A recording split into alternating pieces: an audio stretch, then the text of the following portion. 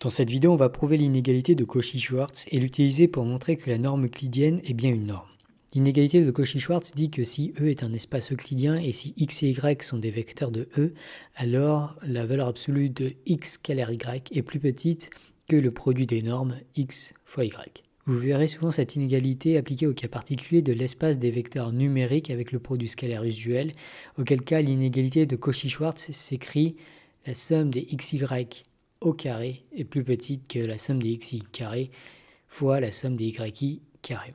On l'applique parfois aussi aux suites numériques, auquel cas on a la somme des xy au carré encore une fois, mais la somme étant sur tous les antinaturels est plus petite que la somme des xi carré fois la somme des y carré, ou à l'ensemble des fonctions de carré intégrables, auquel cas l'intégrale de f g le tout au carré est plus petit que l'intégrale de f au carré fois l'intégrale de g au carré. Et ça, c'est particulièrement utile pour prouver notamment des convergences d'intégrales. Ce que j'aime bien avec Cauchy-Schwarz, c'est que l'on a des inégalités qui ont l'air assez compliquées, mais en fait, on peut toutes les prouver avec un raisonnement assez élémentaire. Pour prouver ce théorème, la question préliminaire qui convient de se poser, c'est de connaître la longueur du vecteur x moins lambda y. Alors pourquoi x moins lambda y? Parce que lorsqu'on va mettre ça au carré, et bon, on sent qu'on va avoir les bons termes de l'inégalité de Cauchy-Schwarz. Et en effet, lorsqu'on développe le carré de cette différence, on obtient x carré moins 2 lambda x scalaire y plus lambda carré y au carré. Si vous voulez connaître un peu plus les détails de ce calcul, je vous invite à voir la vidéo sur le théorème de Pythagore. On a fait exactement le même genre de calcul. Et l'argument clé ici, ça veut dire que tout ça, c'est une norme au carré qui est forcément supérieure ou égale à 0. Du coup, on obtient même une inégalité. Reste quand même à déterminer la valeur de lambda la plus pertinente.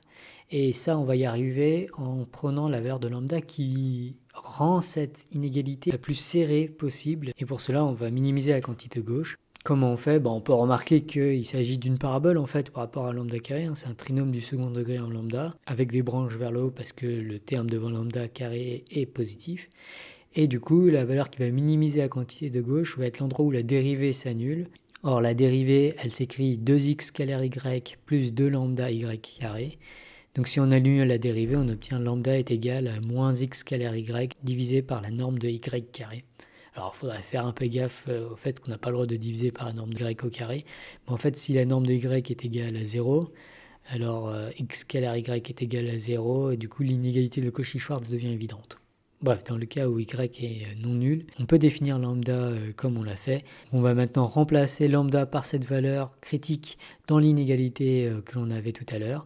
Et on obtient x carré moins 2x scalaire y au carré divisé par y au carré plus x scalaire y divisé par la norme de y puissance 4 fois la norme de y au carré. Donc ça nous donne la norme de x au carré moins x scalaire y au carré divisé par la norme de y au carré.